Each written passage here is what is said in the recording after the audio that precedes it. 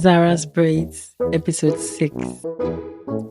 Zara and the Crownless Queen. Her braid shaped like a crown leads Zara to the land of lost royalty, where a brave young queen has no crown, because it was never about the crown, but her choices. Zara joins the puzzle trial to show that kindness, wisdom, and laughter are the real jewels. In this episode, we'll be reminded of the importance of leadership and character over appearance. Let's begin. On this day, Zara was in her cream-colored bright tunic, standing on her toes to dust a high wooden shelf at the storage of the house. A soft, round, natural afro bounces gently as she moves. Sunlight streams through a window, casting golden patterns on the more textured walls. A few clay pots and a woven basket rest nearby. The room feels lived in and filled with love. Then it was braid time. Auntie Sade started to braid her hair into an elegant spiral twist.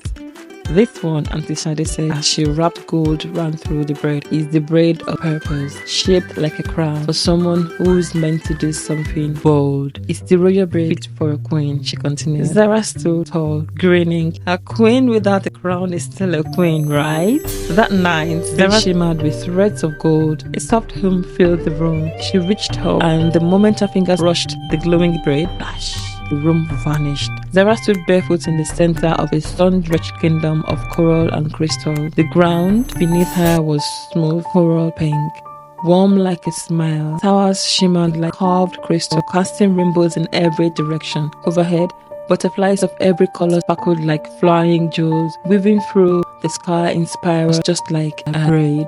Zara blinked. "Where am I?"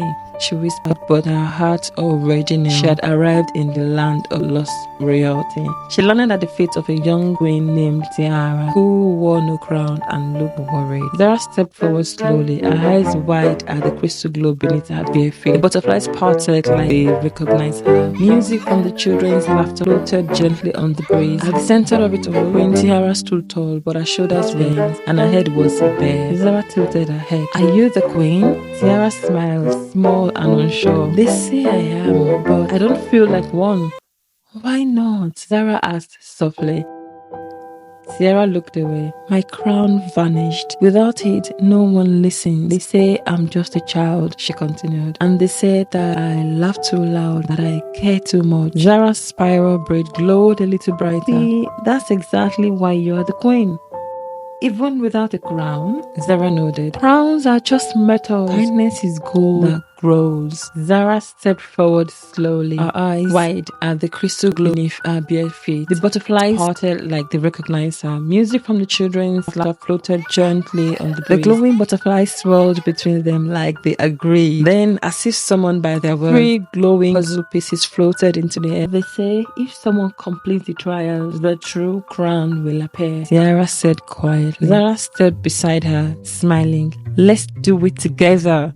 Together, they set her through the kingdom. Their first challenge came in the form of a lost villager, confused and frightened. While others passed by, Zara and Tiara held her hand and listened to her story. With gentle laughter and kind words, they led her back to her family. Above them, the word kindness appeared in gold, and a warm light floated toward Queen Tiara's heart, the first gem. In the town square, an elder appeared with a glowing scroll. "Wisdom is the second jewel," she said, and pointed towards a maze shaped from coral arches and shifting doors. Zara and Tiara stepped into the maze. Each riddle whispered from the walls.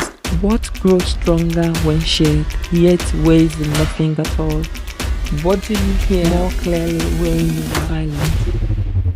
Tiara paused. She didn't rush. She listened. Zara whispered her thoughts. They worked together. Each time they chose patience over pride, another path opened. In the heart of the maze, a glowing blue gem rose into the air and settled near Tiara's heart. Above them, the word wisdom shimmered in silver. Later, at the edge of the harvest fields, crops shimmered in impossible rows. A new puzzle unfolded. The plants twisted into riddles and patterns. Tiara paused again, then solved them with calm precision. The villagers cheered. Still, one jewel remained. That evening, Zara spotted a little girl sitting alone, sad and silent. Without a word, Zara began to dance. Awkward, goofy, wonderful. The girl laughed. Then Queen Tiara joined in, spinning with joyful abandon. Laughter filled the air like bells. The third gem, joy, glowing yellow, rose up and gently joined the other two. Now, all three gems floated around Zara, orbiting her heart, and then something amazing happened. A crown formed, not just on her head, but around her. It glowed like sunlight. The gems became a aura. The villagers bowed as beams of golden light rose behind her. As the sun began to set, Zara and Queen Tihara hugged. "You showed them," Zara said. "It was never about the crown. It was always about you." The spiral braid on Zara's head shimmered one last time. A portal opened, a swirl of relief, warm and light. Zara floated home, golden leaves trailing behind her. She woke up in a bed, a spiral braid warm against her cheek. A tiny shimmer floated above her head before fading. Mama peeked into the room and smiled. "You look like someone who's been on an adventure." Zara just smiled because she had. The spiral braid still warm. She whispered, "A crown is something you become." The end. For now.